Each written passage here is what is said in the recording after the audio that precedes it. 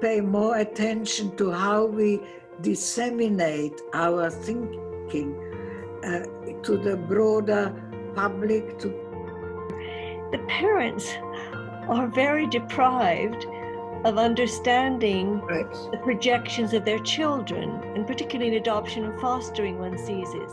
And I think because the lesson department at the Tavistock Clinic, and to have the creative benefit of Gianna as a teacher, her warmth, humour, passionate love of psychoanalytic thinking and generosity made a big impact on all of us. These very distressing feelings and experiences, and to keep on going with it. So I suppose I wanted to enlarge a bit on the idea of hope and how we actually have managed what certainly resource there that really feels accessible. I think that's the main thing, and engaging as well. What's so incredible is that the website is already brimming with content, so interviews and podcasts like you just mentioned. It's very nice of you to join us all. Thank you so much. And welcome to our event to officially launch Mind in Mind. I'm Jane O'Rourke. I'm a child, adolescent and family psychotherapist, and I'm the founder of Mind in Mind.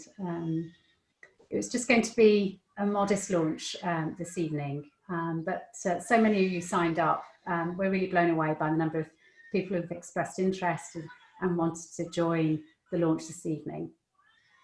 I think it's quite appropriate. We've got babies crying outside. I don't know whether you can hear it, but there's a very loud, noisy baby crying outside. So this wasn't how we wanted to launch Mind in Mind. It's taken a couple of years or more actually for it to come to fruition. But we have all had to adjust and accommodate in how we work therapeutically and even how we do launches. But of course, coming together in this way does provide an opportunity for us to learn from some of the wisest and most experienced minds in child psychotherapy. And I'm talking in particular about our star guest this evening, GIANNA Williams. She'll be in conversation with other child psychotherapy luminaries, Grey Music, Stephen Seligman, Ricky EMANUEL, and they'll be talking about how deprived children can best be understood and helped.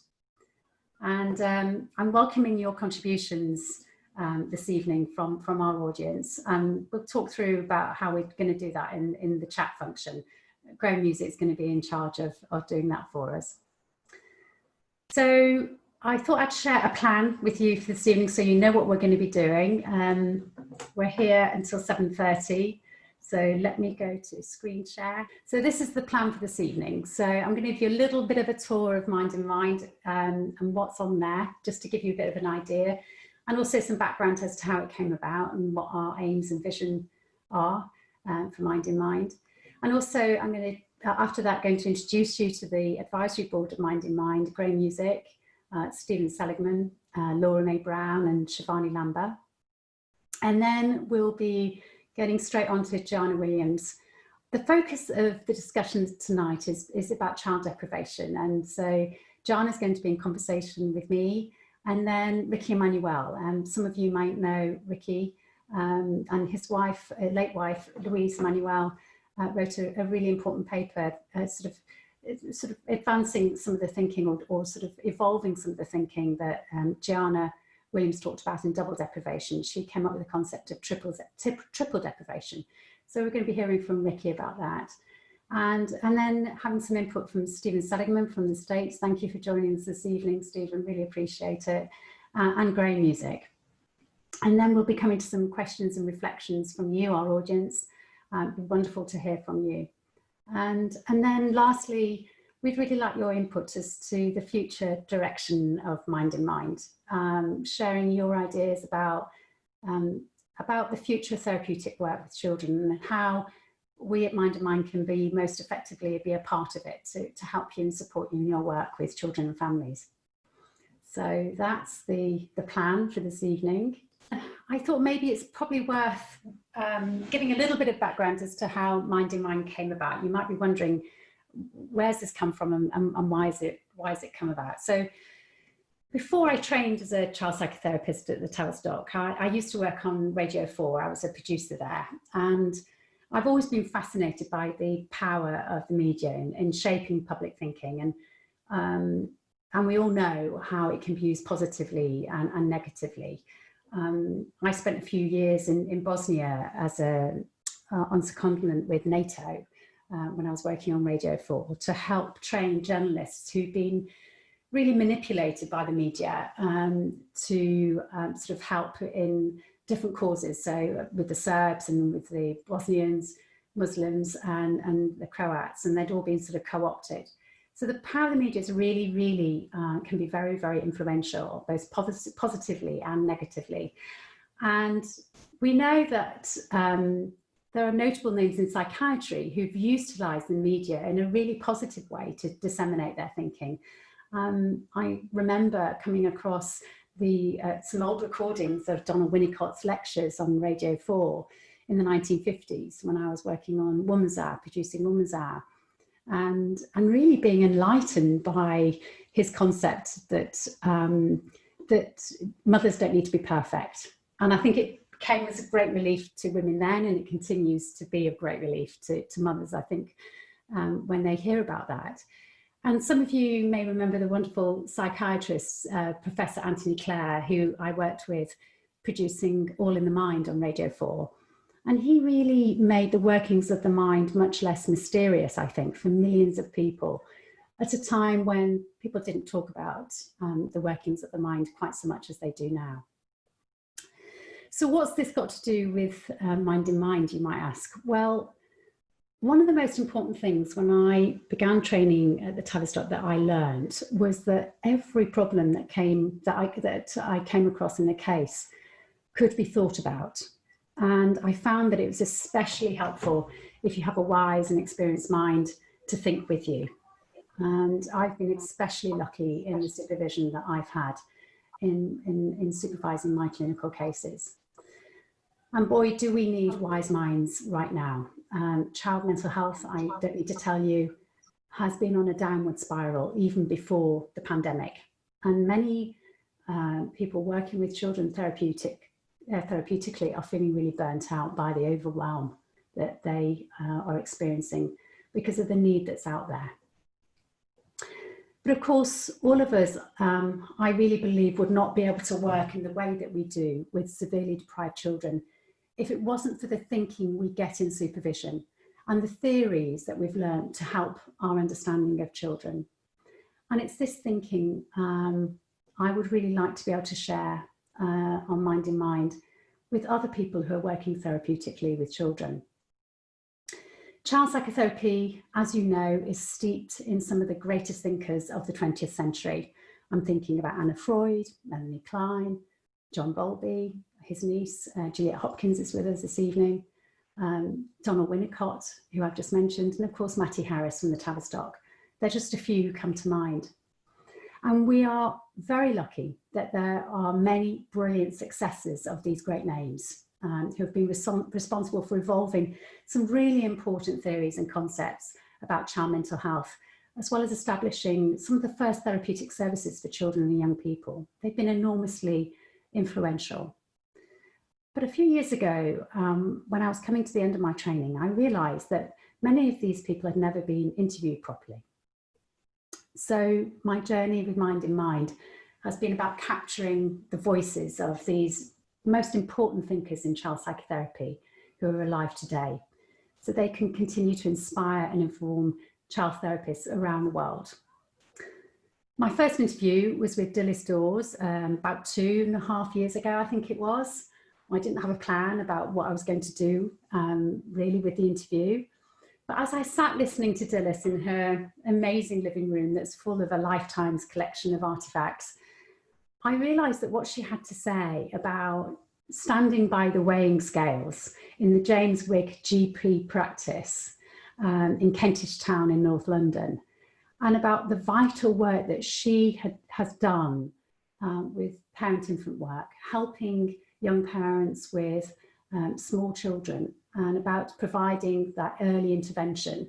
I really felt that this is something that everyone working with children really, really needs to know about. So let me share with you the website that's evolved from this sort of mission to share these voices. I'm going to come to a screen share with you. Again, just bear with me for a second. Okay. So there we are. I think it's here. Hopefully you can see this. So this is MINDinMIND. This is the live website that the wonderful Paul Martin has put together for us. So on the front page, you can see that we've got Anne Alvarez. Graham interviewed her with me. And that interview will be going out in the next few weeks or so. So, so this is the home page. We've got 5 interviews up there so far. The first one to go live is Gianna's, and that just went live this morning.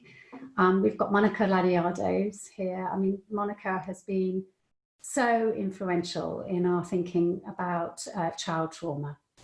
She's spent her clinical life, in fact, I think she was about 19. Correct me if I'm wrong, Monica, but I think you're about 19 when you first started working with disadvantaged children. And her impact on shaping the thinking of how we should approach children who've been deeply traumatized has been absolutely phenomenal. And so I was really, really honoured that Monica agreed to an interview. We've got Juliet Hopkins. I think her concept about too good mothering, I think is just such an important one for anyone who's working with parents. And so I was really, really pleased to get her perspective and some of the early, some of her memories of her early training and working with the likes of John Bowlby.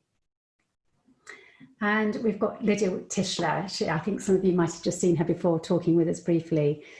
Lydia is phenomenal. She has used her position as a child psychotherapist. She was one of the first child psychotherapists to train, in fact. She trained at the time when Anna Freud was around.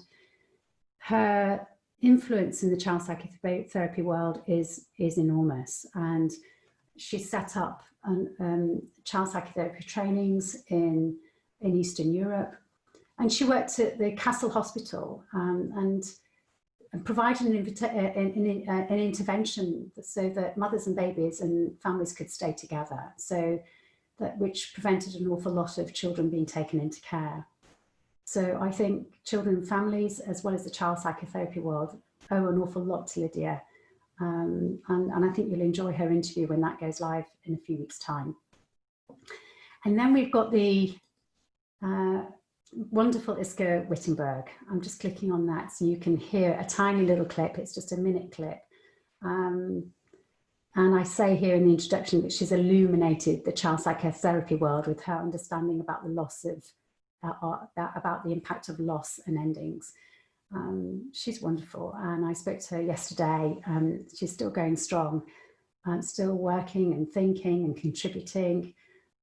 She has been amazing. Anyway, you can hear a tiny clip, which I'm going to play to you now, about the impact and the importance of loss and endings, which of course is pertinent at this time of COVID, when so many of us have lost important people in our lives. So here's Iska. Got increasingly difficult under Hitler's regime, so that as a school child we would go one direction and be met by children that were going to Christian schools, and they would spit in our face. And in what way do you think those early experiences has contributed to your understanding of endings, is what you wanted really to know? Well, it only dawned on me very late in life, at about 80, that it might have to do with us having to end our relationship with Germany because of Hitler, and ending our life in Germany made me aware of how important it is that endings should be thought about, and how often they are not thought about. That you've got to try to prepare yourself for that, whether it's early in life or later in life. Got increasingly difficult. So there you have So that's Iska. And I wanted to show you, we've also got thought pieces. These are our blogs. We've got Judith Edwards, who is here with us this evening. She's talking about bearing with not knowing, the concept of not knowing. I think it's such a really important concept for all of us working therapeutically to know more about. And she's written a beautiful blog. Let me just show you it so you can come to it and read it at your own leisure. Really lovely blog. Thank you. Thank you, Judith. And we've got our Stephen Seligman writing about curiosity and constructive skepticism in psychoanalysis. It's a really fantastic, insightful blog. And Grey Music talking about childhood obesity and a re-examination of what's really causing it. So some real depth of thinking going on already, just as MINDinMIND is launched, and a lot more to come. And for some of you who prefer podcasts to listen to rather than videos, I'm actually one of those people. I love, love, love podcasts, and it's a real rich source of information and inspiration for me. The first podcast has gone live today with GIANNA. So I think some of the podcast channels are yet to pick up our channel. So our feed, I should say. So it might be a few weeks before you can find MINDinMIND, but I know for sure it's on Spotify and quite a few others already. So there's MINDinMIND. I'm going to stop sharing, screen sharing, so then I can introduce the board to you. Okay, so let me just get rid of that. Come back. Okay. So there we are. All right. So having done a tour of the website, I'd like to introduce our board members. This wouldn't have been possible without them. And they've been hugely influential on me in terms of the thinking that's gone on in the creation of the website and the development of the interviews. So I want to introduce you first of all to Grey Music. Probably, actually, many of you won't need any introduction to Graham. He's a very well-known consultant child psychotherapist at the Tavistock Centre and an adult psychotherapist. And he's a prolific clinician and writer. And his passion for exploring the interface between developmental findings and clinical work has made him a lively and vital source of shaping of our thinking in child psychotherapy. So welcome, Graham. Thank you for helping to monitor our chat room, as well as being such an important source of support to us at MINDinMIND. I'm just wondering, what are you hoping for the website? Well, I'm very excited by the whole concept, and part of what I quite like, and it links with Judith's blogs and Stephen's in a way, is that we don't quite know where it's going to go, but it's a hub of potential, I think, of opportunities. And I hope it will be a kind of, in a way, a place where ideas can evolve and can be developed and can be catalyzed. And we can get sort of the most important traditional ideas out there. So, and the set of thinkers we've got to start with are extraordinary, but I think then we will also be able to develop and bring in bits of research and have discussions about new papers. I think it's a whole range of really interesting things, because I think it's quite vital that these ideas can get out there in a different sort of way. And as far as I can see, this is the first of its kind. And it's fantastic having you at the helm, Jane, with your media experience, because most of us are completely lost in this world. So that's really fantastic. And so I think just watch this space. It's a creative, open space, and we want everybody to contribute, really, whether you've got thought pieces, blogs, ideas about interviews, whole book reviews, a whole range of different things that we might be doing. So I'm very excited. Thanks. Thanks, Graham. And I'm also very pleased to have Stephen Seligman join us from the States this evening. It's your afternoon, isn't it, Stephen, I think, still. Stephen is clinical professor of psychiatry at the University of California, San Francisco, and the New York University postdoctoral program in psychoanalysis. And he's joint editor-in-chief of Psychoanalytic Dialogues. Thanks for joining us, Stephen. I'm just wondering, as a way of introduction, what you hope for MINDinMIND. Well, thank you. I'm so pleased to be involved, and I echo Graham in thanking Jane. and also Laura Mae Brown, Jane's tireless and creative energy. I would echo a great deal of what Graham said. I think when I first learned about Mind to Mind, I think it was oriented around preserving and promoting and disseminating the wonderful traditional wisdom in the child psychotherapy field, which I will say, coming from America, is developed so extensively and profoundly in Britain.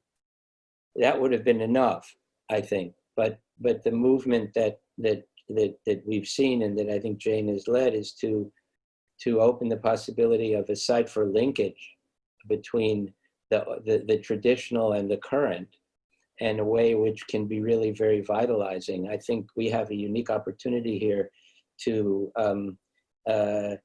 affirm our tradition.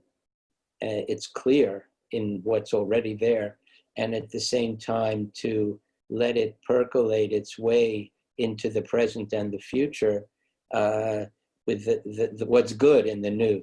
You know, for example, trauma studies, the best of developmental neuroscience, new views in psychoanalysis, without being overwhelmed by all the faddishness that overtakes us.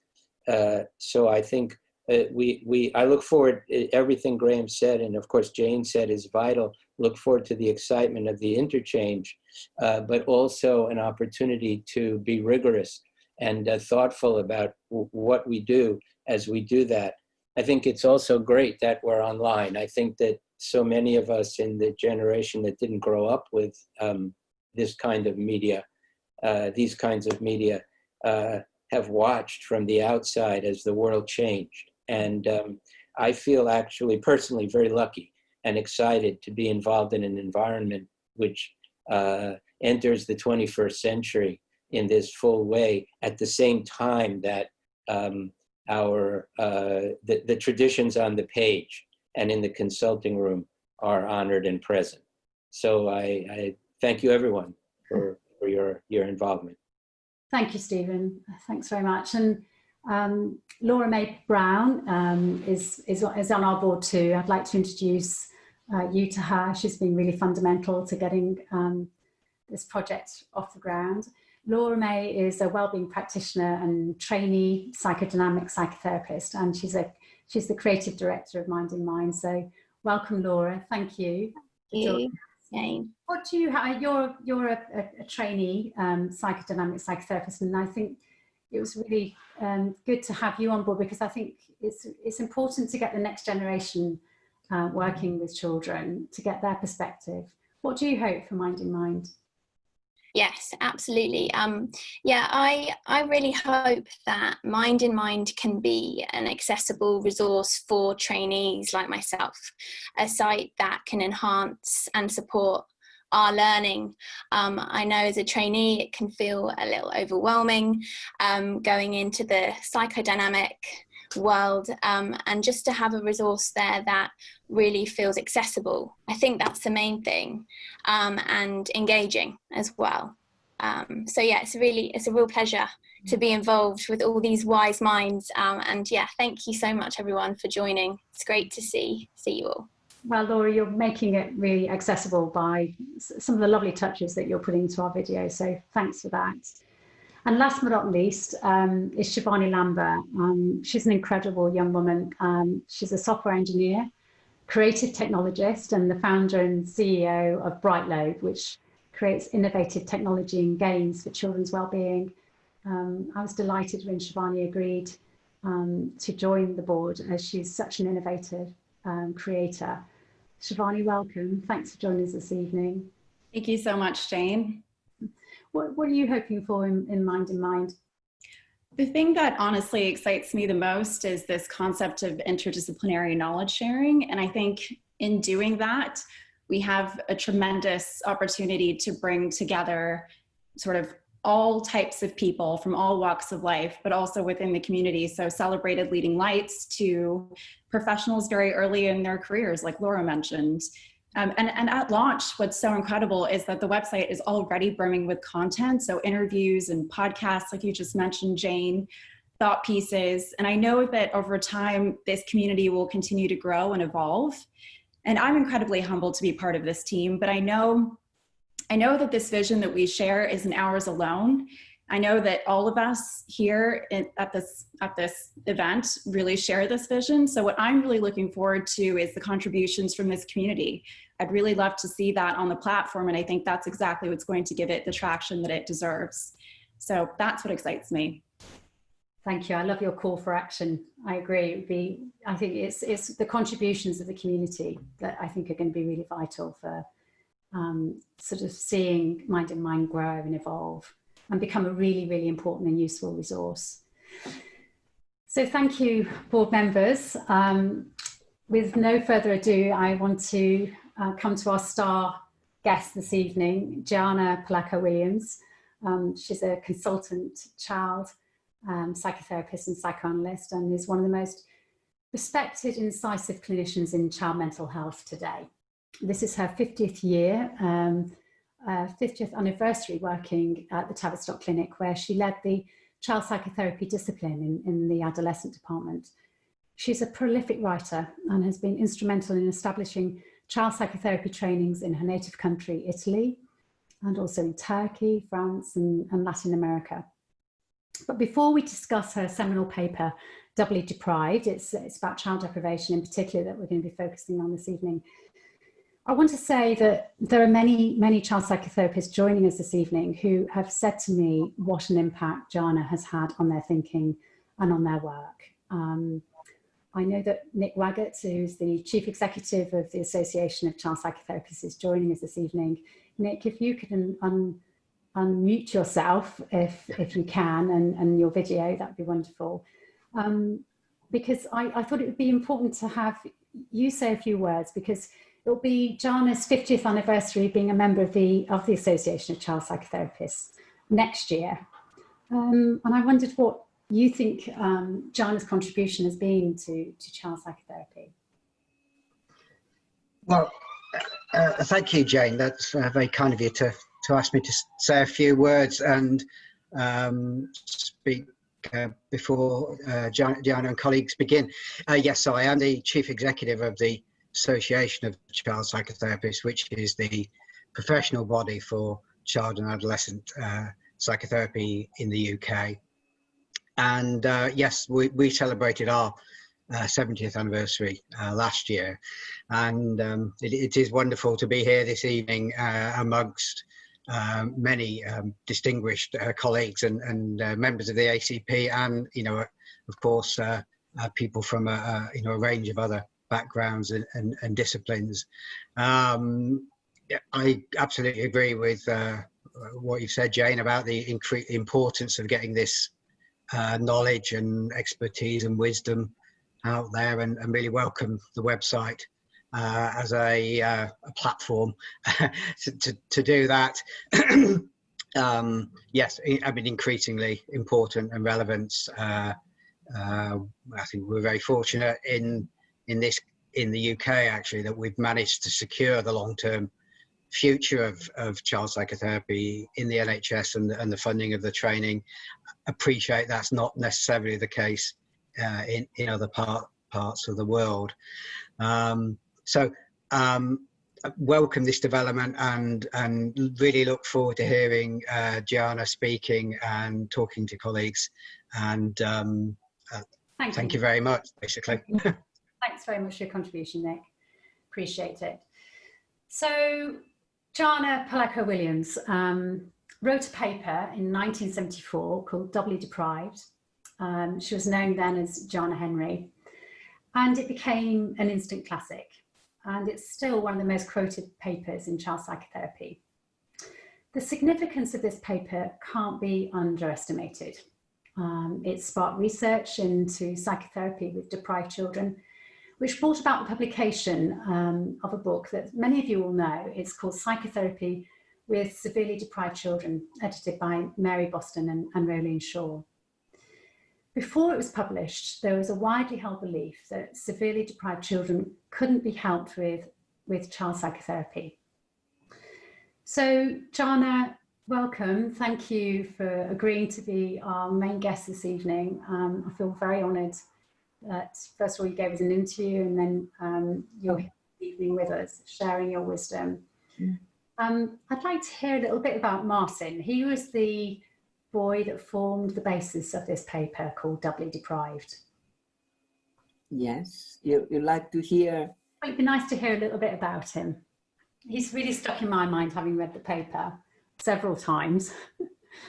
Well, I can say something about his history, which I think is meaningful in terms of the topic of deprivation. I started seeing him when he was 14, but he had been taken into care when he was 2 months old, and his mother was never in touch with him again.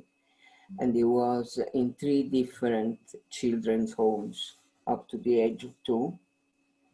And then he was fostered for quite a long time, for 10 years in fact, by a family that tried, they had been really standing on their head to try and keep him as a foster child, but at some point gave him up and found him unmanageable. And this was before I started seeing him. And he had actually, when he was 12 and was still in fostering, attempted suicide by trying to jump from a 2nd floor window. He was stopped, but I think that might have had an impact on the foster parents, one of the reasons why they felt they couldn't cope. Anyhow, I will go later into how they felt about the separation, how Martin felt about the separation. Now, just talking about Martin, and I don't generally think that a person is defined by his or her history, but as we are focusing on deprivation, I just thought it would be important to say where Martin came from. He's a middle-aged man now. I think that because I started seeing him in 1972, in fact. Then at the end of 71, beginning of 72, and then the paper is only about the beginning of his treatment, because then I continued to see him quite a long time. His appearance was quite distinctive, wasn't it, Gianna? I think the way you described him in the paper, having these sort of a combination, an interesting combination of quite aggressive, stereotypical male traits and feminine traits. You said he wore knuckle dusters, didn't he, on his fingers, but he also sometimes painted his nails as well. Well, I think perhaps I should say something about one of the reasons for referrals, and that was that he flicked knives open in school, and he terrified children by putting knives under their chin. He has never actually hurt anybody. I will talk later, if we have time, about his selection of children to terrify. But that side, the knuckle dusters and the knives and so on, not very aggressive but brutal quality. And I think that there is one aspect of him that is very puzzling, because as I described in the paper, there was also something in him that was somehow identified with somebody he had in his mind, as there isn't any evidence actually that he had had the experience of a mother was more interested of the reflection of her face in the mirror than about a child trying to get her attention. But that is what he put across, because knuckle dusters on his hand, he, for instance, would, on one occasion, he had one of those parkas, this fur head hood, And he would take a comb out of his pocket, and I've seen him using the comb quite a lot in the session, and then he would comb the fur round his hood in a sort of very languid and sensual gesture, and very feminine gesture. And he had knuckle dusters and at times, but that was very, very brief, the painted nails. And it was interesting to try to figure out what he was putting across, what he was trying to tell me. And something that has been important with Martin, but has continued to be absolutely central in my way of working, is that I think that what a patient makes me feel could look like an attack, but has also got an aspect that is a communication, and the communication is very important and to be taken seriously. So what did Martin make me feel like when he was looking quite disinterested in what I was going to say? He would use his sunglasses as a mirror. And so he would look in the sunglasses while he was going through this sort of admiration of himself. And in the meanwhile, if I tried to talk with him, he would say, "I've got no time for your rubbish," or "Tough, you've got to suffer. You're a dustbin stuffed with rubbish, and dustbins don't talk." That wasn't very pastel color. You see, he was wearing at time pastel color t-shirts, and there might have been something feminine in the way he combed his hair, but he was a mixture of really very, very many facets. Mm-hmm. And I came to understand, and here I was also helped by supervision, that what I was experiencing was an important message. What did I feel like? I really felt like a child who is trying to get the attention of somebody who's got no time to listen. I've got no time for your rubbish. So was perhaps Martin putting something that was very, very painful into me, this feeling that it was not at all interesting, that there was much more interest in this person who was identified with, because he entered into this identification inside his anorak and his hood, was some sort of narcissistic, full of herself type of object who had no time for him. Yeah. And it took really quite a long time, and a long time of being called a dustbin and being told the tough you've got to suffer. I mean, it's not as if, overnight I could make use of what Martin made me feel. And I also think that when something painful is conveyed in this way, because the patient makes you feel it, you haven't got to sort of play table tennis and, give back this projection in a very immediate way. I think that you have to metabolize it, you've got to keep it and understand it, and then cautiously attempt to say something like, maybe you would like for me to know how it feels to be a child who's talking with somebody who's got no time to listen. And he had also told me, you're talking to a brick wall. And I said, no time to listen. And it was very hard also, like a brick wall. So some people might like to sort of hear why doubly deprived. Doubly deprived, I think, could be described, for instance, by something in his history. When he left the foster home,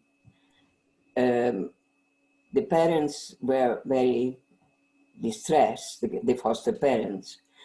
They had a son of their own. He didn't want to have anything to do with Martin because he had hurt his parents too much. But they tried to visit And when they visit the children's home, Martin had no time for them at all, and he looked perfectly settled, and they didn't give them the feeling he was missing them at all. When the foster mother had phoned him, had spoken with him on the phone, she had to stop the telephone call because she was crying too much, but Martin seemed quite indifferent. So after the visit to the children's home and feeling they didn't matter, they gave up. And later they were retrieved, but in fact they gave up, they didn't get in touch with Martin. So that in a way, Martin, being a brick wall, being hard, had hardened them. And this, I think, in Martin's life happened many times, that he created a situation where he hardened people, he got in touch, were in touch with him, with this slogan, something he repeated many times to me: I don't miss anybody, people miss me. And I think that this gives an example that this identification with this hard and also vain, narcissistic object, character, person in his head, and I insist in his head, not the photocopy or the clone of anything external, I think that had an impact. The defense that he had developed in order not to feel psychic pain exposed him to a series of losses, because people just became hard themselves, and then those experiences cemented the hardness of this image within him, and it was a vicious circle. So Joanna, the first deprivation is the one that's inflicted on him by external circumstances, isn't it? And over which he had absolutely no control. And then the second deprivation is from the internal sources. So these crippling defenses. Yes, I think you made very clear. I hadn't really answered your question about why double. Double because there is one factual deprivation and you can do nothing about it. But I think that what can make one feel hopeful is that the second deprivation is not there to stay necessarily, that something can be done about it. And, you know, it was in the work with Martin that I developed this hope that it is really possible to change the quality of the internal world. That I obviously basing what I'm talking about on hypotheses that I find useful. And I think in this podcast, probably there will be other hypotheses that will be formulated.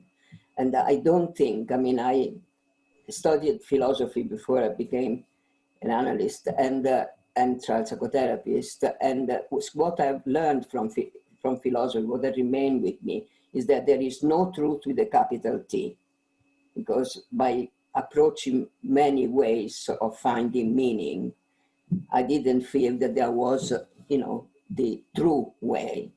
And this influences also my approach to theories and ideas. I don't think that there is a true one, but for a number of reasons, we are attracted to hypotheses that to us seem more useful and that we can use better in our work. So the one I'm using is that I think that our dreams come from a place that I would call an internal world, an internal landscape, and that there are lots of tenants in this internal landscape. And some are very useful and some are quite damaging. And they can be changed. That object can come back to life in the internal world, but they can't in the external one. Thank you, Joanna. I think that's really interesting. And I'd like to bring in Ricky here to talk about triple deprivation, and then you two can speak together about this. Ricky EMANUEL is a child and adult psychotherapist. He perhaps more than anyone has impacted on the provision of child adolescent mental health services in London. For nearly 30 years, he worked at the Royal Free Hospital as head of child psychotherapy. Ricky isn't afraid of challenging the status quo. He's a rare breed, a practicing clinician who has been willing to take on leadership roles in the state sector. As clinical lead for the Camden Primary Care Trust, he led a complete dismantling of child mental health services, challenging established systems of mental health provision, and in doing so, meeting with quite a bit of resistance. But he wanted to really bring parity to children living in deprived areas of the borough. So I've asked you, Ricky, to join our discussion this evening because of your background shaping clinical services for deprived children, and also because of your late wife's contribution to our understanding of child deprivation. Louise EMANUEL was a child psychotherapist at the Tavistock Clinic, where she led the Under 5 service. Louise very tragically died in 2017. But one of her most well-known papers is Triple Deprivation, written after she set up a therapeutic service for looked after children in a social services department. She found that these children suffered from an additional deprivation on top of the double deprivation that GIANNA has described. And it's brought about by organisational difficulties. She wrote about how the disturbing emotional states of these children get reenacted in the system, leading to a paralysis or drift, which she called triple deprivation. Ricky, I'd be interested to hear your perspective on what GIANNA's been talking about in double deprivation, and Louise's contribution to the thinking in terms of her writing about triple deprivation. Well, thank you for asking me, Jane. It's a pleasure to be here. GIANNA's work has influenced all of us. I mean, she had a major influence and continues to have an influence on my development right throughout the child training and the adult training under the Tavistock. But, and many of her concepts we use in everyday language now, not even people really realizing that they come from her. I mean, today I was using one, not just because we're going to speak to GIANNA tonight, but her mother was asking me how to talk to her child about the fact that one of her friends made a very, very serious suicide attempt and is in ITU and very likely will die. And the thoughts that come to my mind very quickly, and that are GIANNA's thoughts about self-harm and object harm. That's such a kind of a central idea where she sort of changed thinking around the idea of a sort of suicide attempt as an attack on the self, and really looking at it. I know other writers have done as well, but to a particular way of being able to frame it in such sort of pithy language, to talk about object harm, and it's something more akin to murder by one of these tenants that she's just talked about. And one of the tenants might be trying to murder another tenant, and that kind of way, or convicts containers with a spout and no entry. I mean, there's so many of her concepts, but you've asked me particularly to really speak on behalf of Louise and the impact GIANNA had on Louise, which was also huge and formidable. So she wrote this paper in the 1990s called Triple Deprivation, based on her work in a social services department where she was supposed to set up a psychotherapy service to give these very deprived children long-term psychotherapy. She quickly found that that was often impossible to do because of the difficulties in the system, and that it wasn't really what was required, and that she found that GIANNA's idea of double deprivation very much translated into what kind of deprivation, and you mentioned in the introduction, Jane, these children suffered at the hands of social workers, of organizational structures that they were faced with. And she looked into that and came up with this idea of triple deprivation in a very, very similar kind of frame that GIANNA's talking about, but not just in an individual context, but in an organizational context. I suppose what she introduced, which was new in this, and took some of GIANNA's thinking a little bit further on that, was bringing in a lot of attachment theory, and particularly the attachment theory about disorganized attachments. I know I saw in the little people who had Sebastian Kramer's here today, and he was at the Tavistock when I was training too, and he, I don't know, did a lot of work on the enactments within the social services departments of the systems that are existing within these networks of people trying to look after children. But it was this idea of this disorganized attachment and how that gave rise to some of the aspects of the double deprivation as it manifested in the deprivation that these children had from their social workers or their link workers or the social work managers, particularly in the area Gianna's just addressed, where Gianna was of a kind and in a setting where she could receive the projective identifications of Martin. She had a space to think about those projective identifications. She could make sense of them and give meaning to some of that behavior. Unfortunately, many foster carers, many birth parents, many link workers, social work managers are also on the receiving end of a massive amount of projection into them from their clients, from the birth mother, from the foster parents, and so on. And that often in response to these projections, which they can't make sense of, in the sense that there's no thinking space in the way that Gianna provided a thinking space for Martin, they shut down. They shut down because the way that they treated by these people are so full of confusing messages of sort of wanting these kind of service, and then at the same time being very hostile to the service that's being offered.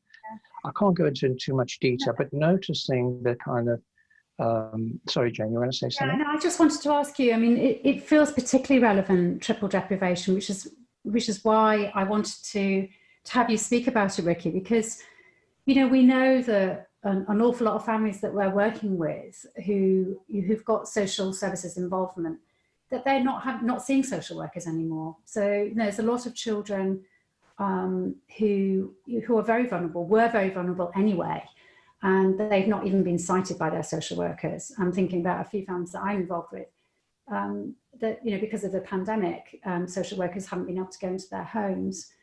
And Louise, I thought, you know, she sort of described the problem, but I really like the fact that she came up with a sort of a partial solution in terms of the need for a secure base for social workers and their managers, and to have a reflective space that they can think about the work in the way that we do as therapists.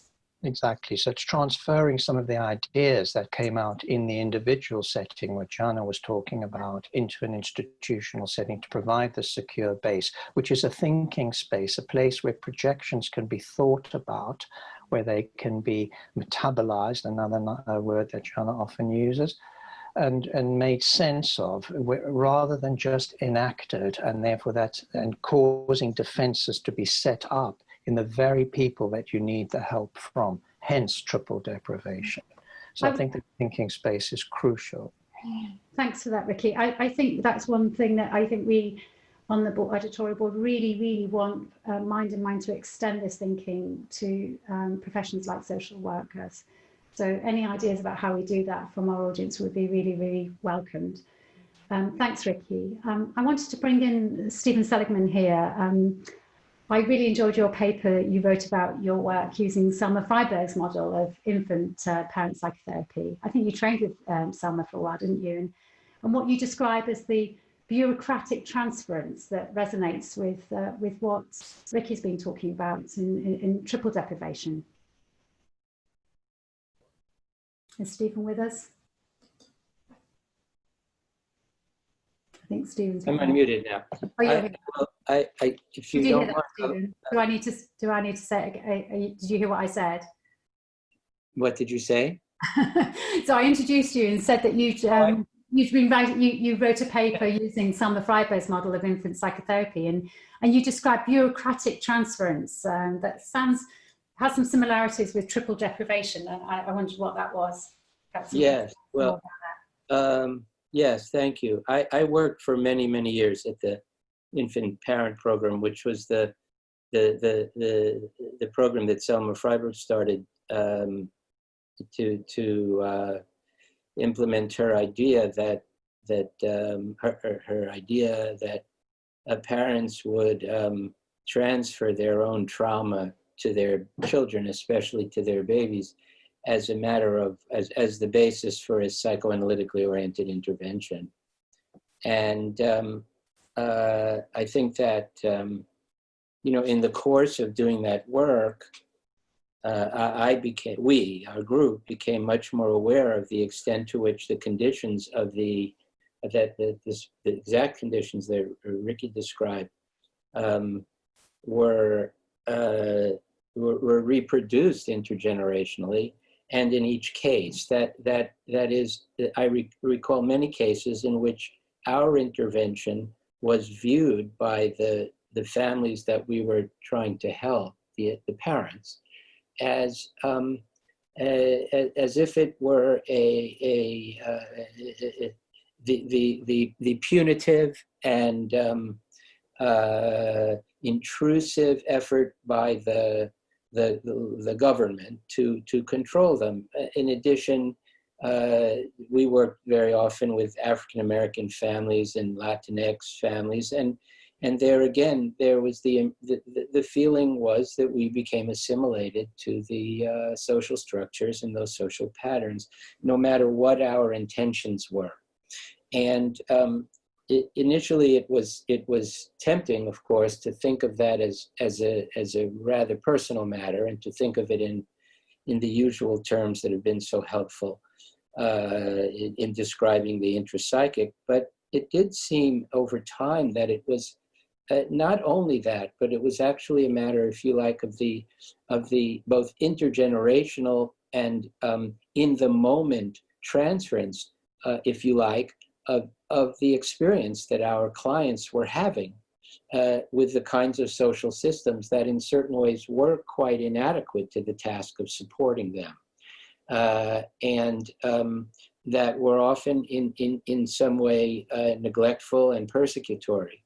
I say that, I think, again, echoing what Gianna said and what Ricky said, with the greatest interest in supporting the efforts of the social workers and the child protective workers. Their working conditions are much more trying, I believe, than ours. They're overwhelming. They're first on the line when it comes to experiencing the rawness of the trauma, of the abuse, of the deprivation, and they face situations in which they're under-supported economically, bureaucratically, and psychologically. So I don't mean in any way to be critical of the individuals, but I think we came to, and it was in light of that I found myself extending the idea of institutional transference to speak about the way that bureaucracy became a matter of, if you like, the internal object world that Gianna painted so beautifully. And that indeed it had an intergenerational effect. We came to see many parents whose children were in foster care in our hope to secure reunification, who themselves had been in foster care. And of course, that's common. So that was that kind of thing. If I could, I'd like to mention a couple of other themes that I've learned about as I've listened, if I have a moment. Yeah, if you briefly, Stephen, because I'd like to include our audience as well. Of course. I want to just get Graham Music's perspective too before Sure. I think I've used my 5 minutes, but I can't resist making a list of some of those remarkable areas that Gianna touches on in the paper on double deprivation, which make it so rich. Psychosis as defense rather than primary psychosis post-traumatically. The complex relation between psychosis and deprivation and the appearance of psychosis. I think she opens a discussion to which we might find quite rich at some time in the future between deprivation, trauma, and gender identification, and gender identification and gender identity as defense and communication. Last 2 other things I just will mention before closing. The whole matter of the appearance of sociopathy and a kind of almost, forgive me for paraphrasing you, Gianna, pseudo-sociopathy, if you like, in a certain sense. And finally, most movingly, the capacity of the committed therapist to sustain hope and to interpret hope rather than to interpret destructiveness. I thank you all for the opportunity to speak here. Thank you, Stephen. Yeah, I like that addition there about hope, maintaining hope, and how important that is. Graham, just briefly, and you might just want to say a couple of words, Gianna, before we open up the discussion to our audience. Graham's going to be monitoring the chat, but before you do that, I was wondering what your perspectives are, what your perspectives have been on the impact that Gianna's had on your thinking. Well, I think it's been huge, and I think this paper is absolutely seminal. And most of my working life as a therapist with adults and kids has been with kids, particularly kids who've been in the care system, or who have been in the care system in the past. And so the idea of this double deprivation, time and time again, I see kids who, you see well-meaning teachers and social workers who get their care thrown back in their face, and they are so helped by the idea that actually they're not being seen for who they are, but something is going on in the internal world of the child. And I also want to say that something about Gianna's not only has she got a capacious capacity for containment, as Ricky said, an extraordinary capacity to metabolize complex experiences and painful ones. She doesn't brook, there's nothing sentimental, but she's got extraordinary compassion within that. And I first witnessed that when I first arrived at the Tavistock for an interview for the observation course. And in my own double deprivation course, I'm sure I'll be rejected. I'm sure she'll hate me. And of course, Gianna somehow managed not to be fooled into the triple deprivation and saw a little bit of potential, enough to allow me onto the course, at least, for which I'm forever grateful. And also, one of my big regrets is that she invited me into the adolescent department when I first started training, and I couldn't join because I had a full-time job somewhere else. But I want to say a few words about why I think this is such an important concept in so many different ways, and also how we might link it to some other thinking. I'll be quick, Jane. But so one of my interests is in the area of emotional neglect. And one of the things I find with kids who've come from backgrounds of neglect is that I'm not sure, so Gianna would say they make us feel very, very shut down, but I think certainly in their presence, we feel very shut down and very deadened. And then it's very hard to be alive. They've got a very dead internal object. Anna Varez would say that's what we have to kind of enliven. And part of our job is to bear and really know that deadness. And I'm not sure it's always projection. I think sometimes it is, and sometimes it's, as Joe Sandler once said, sometimes it isn't projective identification, sometimes it's a kind of resonance. And the triple deprivation, which I think is so stunning, is that so often with these cases, whenever there's a chance to discuss them, for example, in a team meeting, the whole room goes dead and flat. And these cases don't get thought about, they don't have lively minds about them. We move on to the complex acting out ones. And so there's something about this triple deprivation that gets out into the system. And I think what's fascinating, I think in relation to the future of Mind in Mind, is we can link this if we want to, you don't have to, with, for example, some of the neurobiology, that something happens, we know what happens in the neurotransmitter hormonal systems where there's low dopamine and low serotonin. We know that if you're in the presence of somebody with an avoidant attachment, you tend to then go off and be less interested in the next 3 or 4 people you interact with. So we can make links between these concepts, both in terms of the internal world, external world, and the neurobiology. And there's no end of fascinating learning from this paper. So I'd really recommend it. And before, I'm not sure if you want me to do this, Jane, but first of all, just I have a huge debt of gratitude to you, Gianna, and to Ricky, who I was one of his minions in Camden PCT, where we got service into every single school. And Louise's paper has been stunning in terms of helping the professionals, particularly in schools, I think. I've had an email from Valerie. Would you like me to read it out about Gianna? Okay. Okay, so Valerie Villitsinison was hoping Valerie Sinnerton was hoping to be here, but she couldn't be here, Gianna. And so she's written, "It was a privilege to train as a child psychotherapist in the adolescent department of the Tavistock Clinic and to have the creative benefit of Gianna as a teacher. Her warmth, humour, passionate love of psychoanalytic thinking and generosity made a big impact on all of us. She didn't infantilise her students or want compliance and appreciated us developing our own creative minds. Among many other things, I loved her paper on double deprivation, where she looked at the external attack, which was real, and then the internal response when it was negative. It was so compassionate. She also brought us the Italian connection and a wider view of theory, and I have to say, was so intrinsically glamorous too. And if I can add also, Gianna never had a party at the Tavistock or a celebration without there being dancing. And I'll hand over now. Thank you." It's sad we can't do some dancing this evening. That would have been good. Thanks, Graham. I want to open it up. I think the way you do it is, I think you can raise a hand or you can type something in the chat function. But before, so just to give you a bit of time to chat or to raise a hand, I know there's some people here who've joined us this evening who I have interviewed. Their interviews are going to be going up in the next few weeks. I think Anne Horn has just had to leave. I wanted to include her. Jean Magana is joining us. I don't know whether Jean, you want to say something. I know that Iska Wittenberg is here. Amazing, Iska, you managed to get onto Zoom, and I'm absolutely delighted that you're here. Do you want to say anything, Iska? You need to unmute yourself. Iska will have to unmute.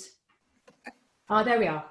But I could talk about a case I've seen in which the loss is, the deprivation is, if you like, very ordinary thing, but one that people don't think about.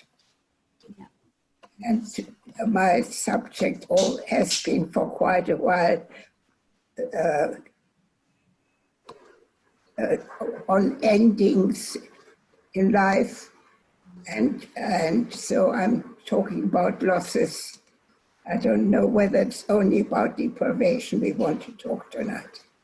Well, I think many of us here will join in thanking you, Iska, for the huge contribution that you've made to child psychotherapy.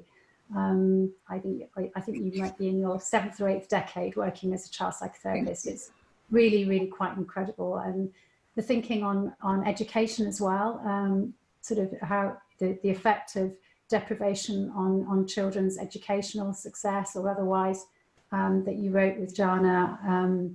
I think your contribution on loss and endings has been phenomenal. Thank you so much for that. I'm sure many of us would chime with me thanking you for that. Would anybody else like to contribute to the discussion here this evening? I'd be very welcome you'd be very welcome to join in. Do feel free to. So I think Lydia might want to say something, actually.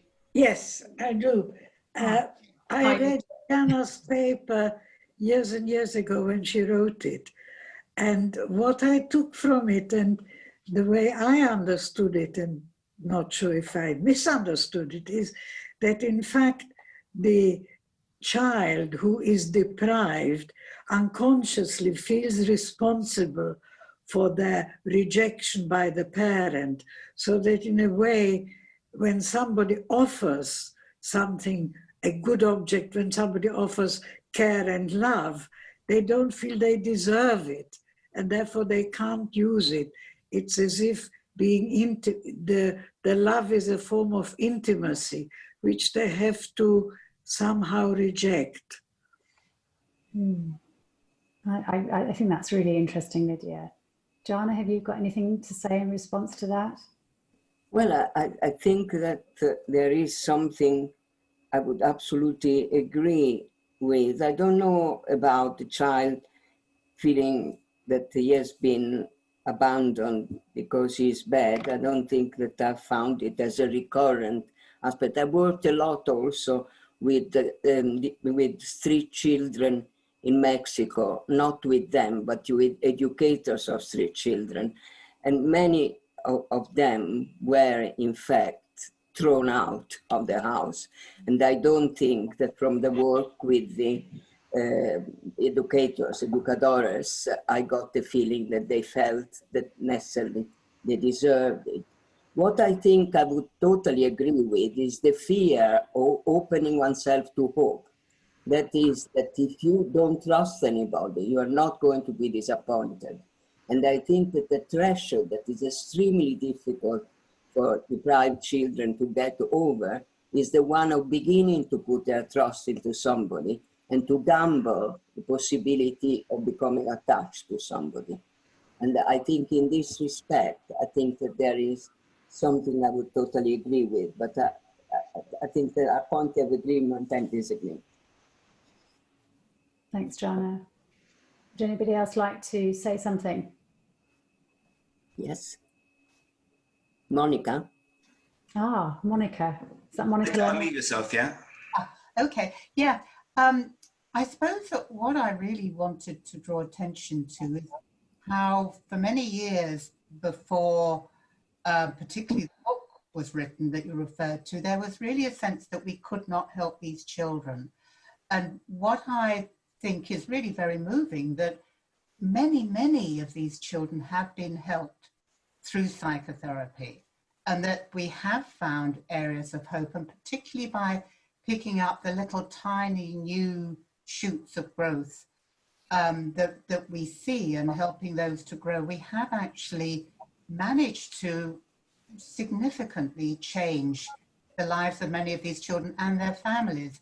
I mean, never will those awful experiences that they've had early on in life go, but I think the families and the children who benefited from the vast, so many child psychotherapists are working with these sorts of children now, and we have found some sort of hope. And I think a lot of that comes from the depth of our training, the importance of our analysis, our capacity to contain these very distressing feelings and experiences and to keep on going with it. So I suppose I wanted to enlarge a bit on the idea of hope and how we actually have managed what certainly, from what I understand, in the 60s and after that, would have been thought to be quite impossible. So, and I think it's also very important, the other point I wanted to make about Mind in Mind is that I think it is so timely in these COVID times that ideas and thinking about child mental health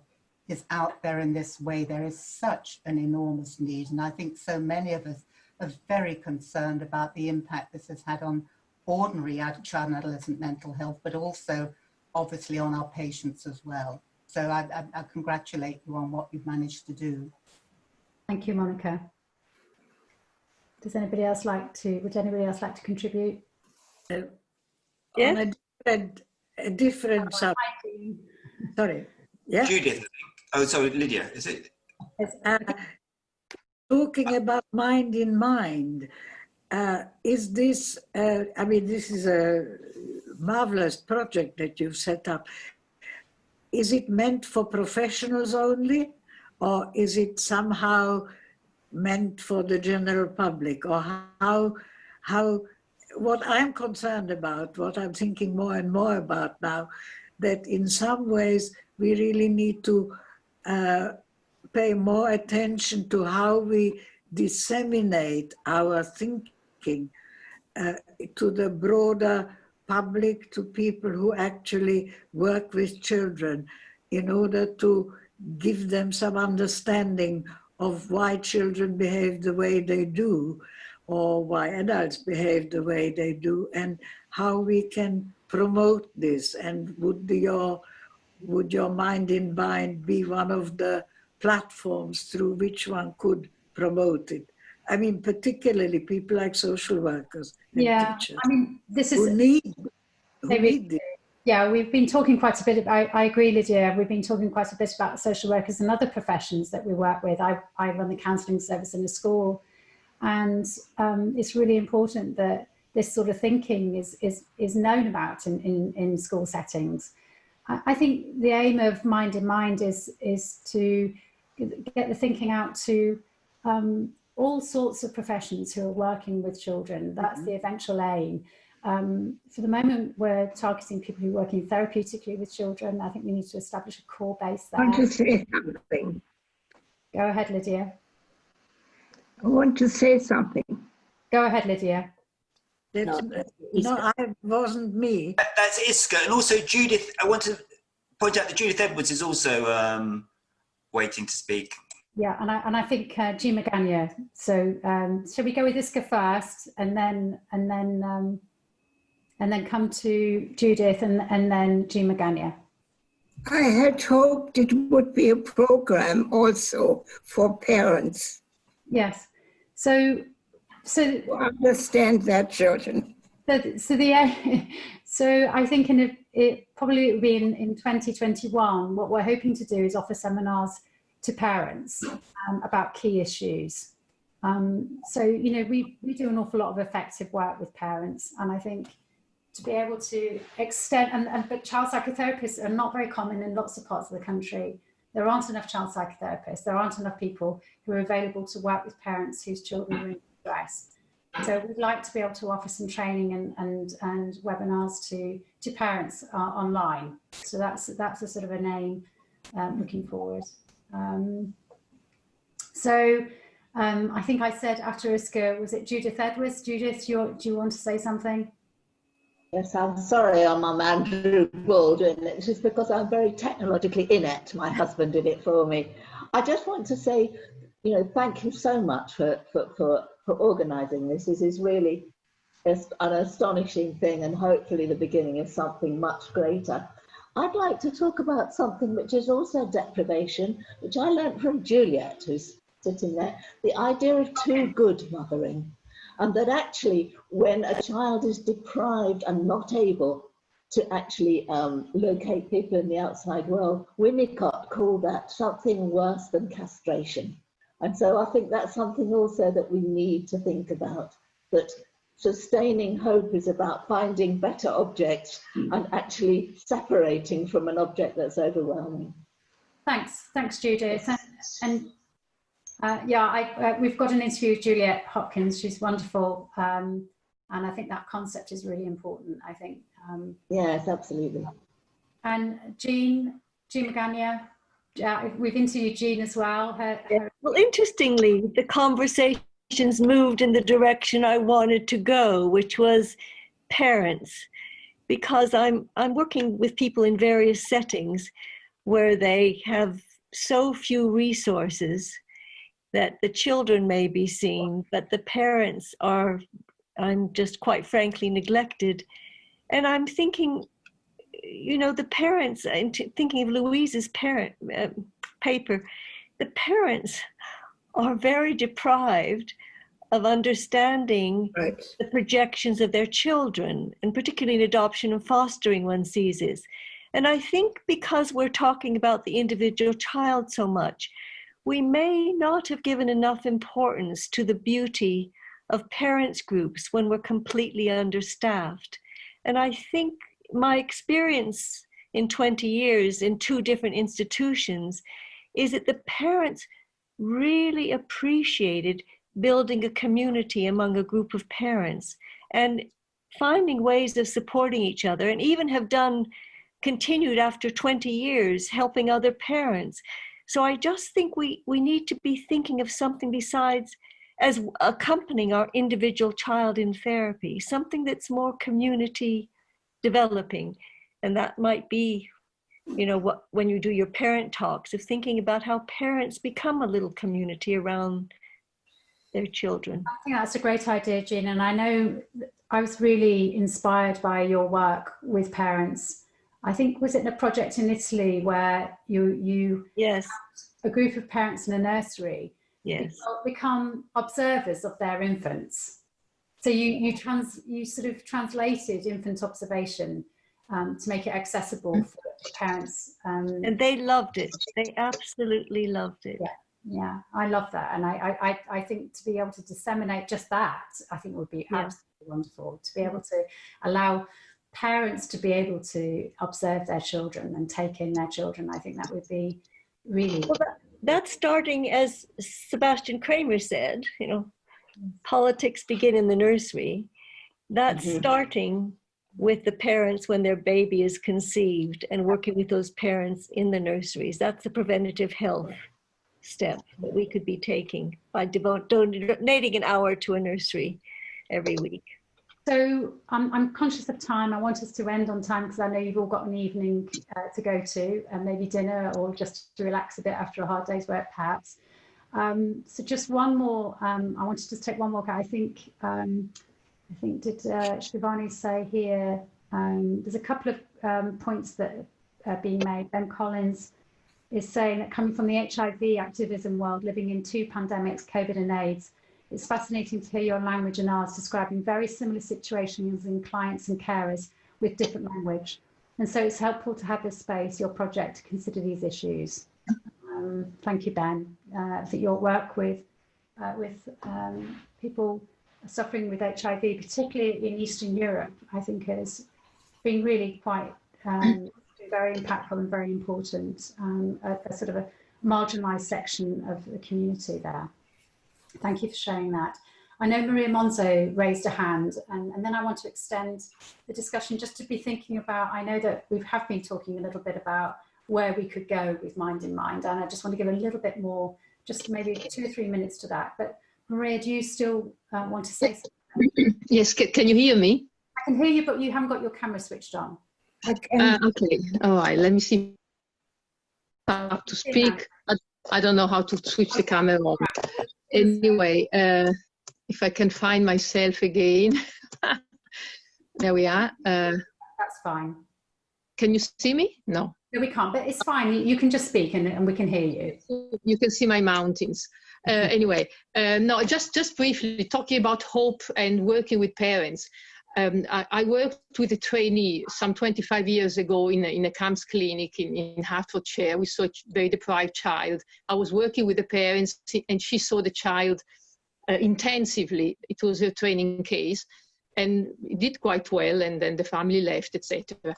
And 25 years later, last week, Mom managed to get hold of me again, and she asked for a few sessions with me because she needed some help with her by now 4 children and the difficult husband, etc. So it's very interesting how the work stayed with her, and she went through some difficulties to get hold of me because she didn't have my number. Anyway, she did, and I saw her on Zoom for the first time today, and it was quite moving somehow. That's all. Hope. Hope. Yeah. Yeah. Sebastian Kramer left a message about hope being fundamental, and saying the capacity to keep on going with it, as Monica says. Yeah, you're right. I think that's a very positive note, actually, to start the discussion this evening about the importance of maintaining hope, especially in the face of such despair and difficulty that many of us are seeing during this pandemic. So before we close, we've got 5 minutes. I just wanted to just open up discussion a little bit. I suppose this is the call for action. We really would like your ideas for interviews and blogs moving forward, and also about the latest research that you know about in child mental health. So please do get in touch. If you go to the website, there's a contact form. We'd really like to hear from you. And also, I'd really like to hear from people who are interested in getting involved in the website. We need volunteers who are willing to do some research for us, to listen to interviews, to make to make some suggestions about research questions for interviews. People who'd like to do perhaps transcriptions of interviews. That's going to be really important to have the transcripts of interviews on the website. And we also need people with video editing experience, and if there's anybody out there with marketing and social media experience, we'd be very, very pleased to hear from you. But just moving forward for the next couple of minutes, parenting has come up as a big, as an idea that we really should be thinking about in terms of Mind in Mind. Are there any other areas that you think that might be really valuable in terms of serving people working therapeutically with children? Has anybody got any other ideas?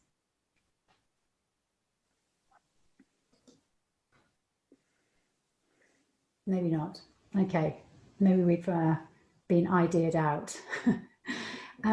Jean wants to say something.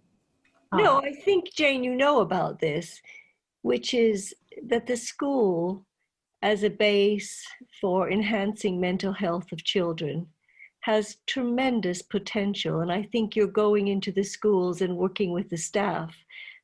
They're another kind of parents, as it were, for some of these children who are very deprived.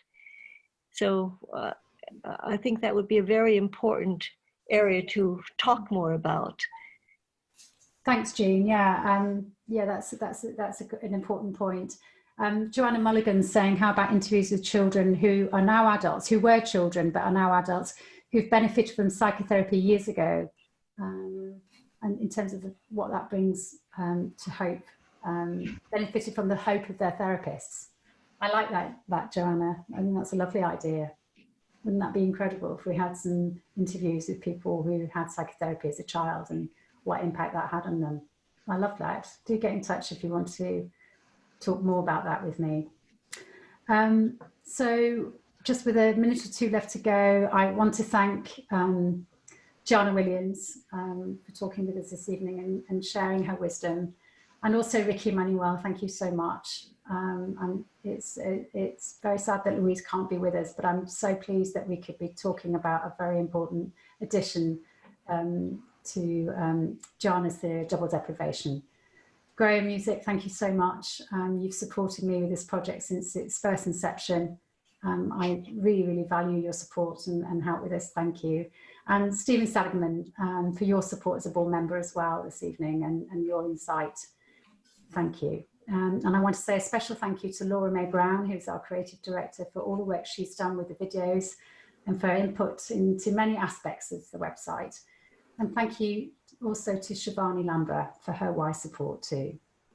And lastly, I want to thank Paul Martin. I've mentioned him before, but I need to mention him again because he's been incredible. He's our web developer. He built this amazing website.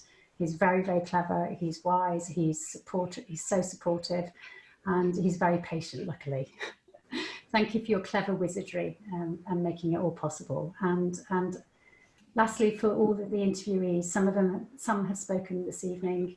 I really appreciate you giving the time to Mind in Mind, and I really hope that your legacy continues on in years to come and influencing and shaping the thinking in child psychotherapy. So thank you very much. Thank you for joining with me. I've really appreciated this opportunity of presenting Mind in Mind to you. Please do come back to the website, keep checking in with us and sending us your ideas. Jane, can I just add that I think we should all give you a huge round of applause for what you've done, which is really quite... Yes. We're all muted. Oh, yeah, unmute to give applause, and also again... Everybody unmute. Yeah, everybody unmute and give... I think we should give a round of applause to Jane. And also remember that GIANNA's full interview is now on the website or as a podcast to be downloaded, because I think we've all been... I think we've been such a privilege here in GIANNA, but of course we've all left slightly hungry because we like the best meals. You always want a little bit more, and there's lots more on the website to save us. So we can go there. Thank you very much, Graham. Thanks all, and good evening.